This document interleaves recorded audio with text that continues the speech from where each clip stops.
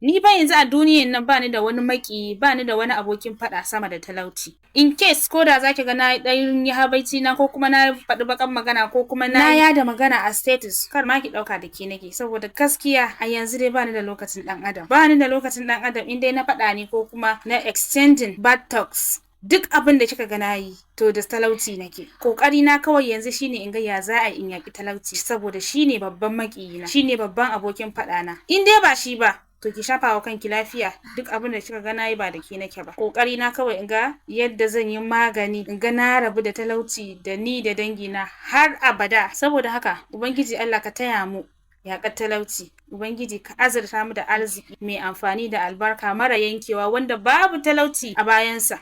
Saboda so muke mu zama mu da talauci haihata haihata. Yauwa.